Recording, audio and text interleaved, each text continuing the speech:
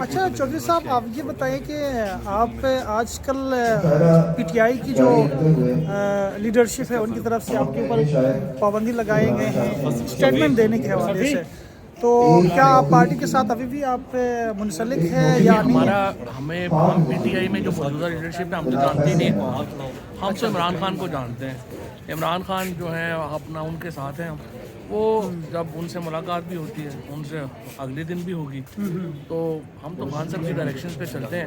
موجودہ نہیں، یہ لیڈرشپ خان کو تو ہم صاحب نے جو حالیہ جو ملاقات ہوئی اس نے یہ ڈائریکشن دی ہے کہ خاص کر کے آپ کے خان صاحب نے حوالے کوئی سے ڈائریکشن نہیں۔ اچھا، یہ پارٹی کے دیگر لوگ ان کی طرف سے یہ ان بات کی ہو جو رہی ہے۔ انسیکیورٹیز ہیں وہ چلتی رہتی ہیں پارٹیز میں، ہوتا تو رہتا آپ ابھی آپ کی پوزیشن کیا ہے ہے۔ ہم پارٹی کے عمران اندر؟ خان کے ساتھ ہیں۔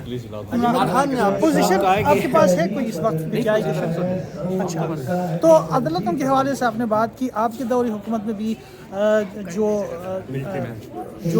کورٹ تھا اس کا کوئی انہوں نے مخالفت نہیں کی اور فوجی عدالتوں کے بارے میں میں سمجھتا ہوں پہلی بات بہت تو سے لوگوں کی سزا بھی ہوئی اس کورٹ کے اندر، بہت سارے کافی لسٹ میرے پاس ہے، اگر وہ جو متاثرین ہیں کوئی کسی کو کسی نہیں، پولیٹیکل عمران خان نے حمایت کیا تھا اس دور میں۔ میں تو اب بھی حمایت کرتا ہوں کہ جو اے پی ایس کے میں ملوث تھے ہمارے بچوں کے مرڈر میں، ان کے جو ٹرائل ہوئے ہیں بالکل صحیح ہو، کوئی مسئلہ نہیں۔ تو ابھی جو فوجی عدالتوں کے حوالے سے آپ کی کیا اسٹیٹمنٹ ہے؟ صحیح سمجھتے ہیں، غلط سمجھتے ہیں، یا کہ فیئر ٹرائل ہو فوجی عدالتوں سے جو سزا ہے وہ مہذب معاشرے کی توہین ہے، اور سوائے اس کے کہ جب ملٹری کے جب ہم ویجنگ وار میں ہوں، جب تک جنگ کے اندر ہوں تو ملٹری عدالتیں ہوتی ہیں، کبھی بھی امن میں عدالتیں نہیں ہوتی۔ تو ابھی جب سزا ہوئیں گے، بہت سارے لوگوں کی سزا ہوئی بھی ہے، اس پہ آپ کی پارٹی کا کیا موقف ہے؟ آپ کیا صحیح سمجھتے ہیں، غلط؟ وہ تو آئینی وہ تو کورٹ میں گیا ہوا ہے نا کیس، پوری دنیا اس کو مسترد کر رہی ہے، اگر یہاں سے نہیں ہوگا تو پھر یہ عالمی عدالت انصاف میں جائے گا معاملہ۔ آگے کیا اسٹریٹجی ہے